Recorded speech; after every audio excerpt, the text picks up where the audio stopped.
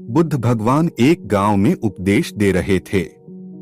उन्होंने कहा कि हर किसी को धरती माता की तरह सहनशील तथा क्षमाशील होना चाहिए।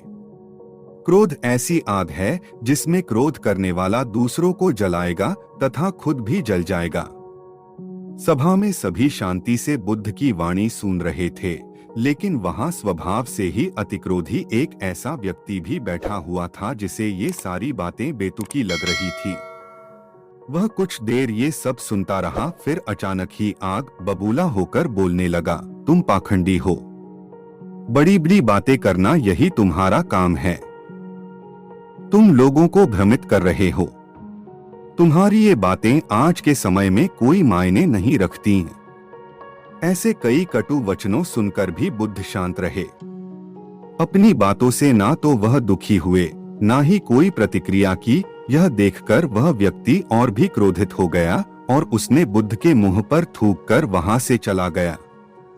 अगले दिन जब उस व्यक्ति का क्रोध शांत हुआ तो उसे अपने बुरे व्यवहार के कारण पछतावे की आग में जलने लगा और वह उन्हें ढूंढते हुए उसी स्थान पर पहुंचा। पर बुद्ध कहाँ मिलते, वह तो अपने शिष्यों के साथ पास वाले एक अन्य गांव निकल चुके थे। व्यक्ति ने बुद्ध के बारे में लोगों से पूछा और ढूंढते ढूंढते जहां बुद्ध प्रवचन दे रहे थे वहां पहुंच गया। उन्हें देखते ही वह उनके चरणों में गिर पड़ा और बोला, मुझे क्षमा कीजिए प्रभु। बुद्ध ने पूछा, कौन हो भाई? तुम्हें क्या हुआ है? क्यों क्षमा मांग रहे हो? उसने कहा, क्या आप भूल गए? मैं वही हूँ जिसने कल आपके साथ बहुत बुरा व्यवहार किया था। मैं शर्मिंदा हूँ।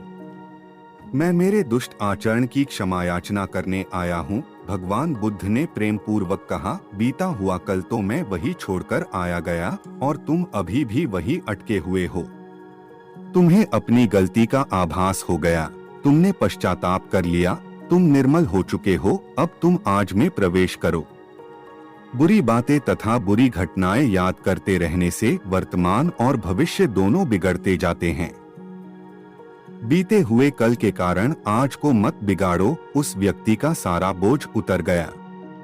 उसने भगवान बुद्ध के चरणों में पड़कर क्रोध त्याग का तथा क्षमाशीलता का संकल्प लिया। बुद्ध ने उसके मस्तिष्क पर आशीष का हाथ रखा। उस दिन से उसमें परिवर्तन आ गया और उसके जीवन में सत्य, प्रेम व करुणा की धारा बहने लगी।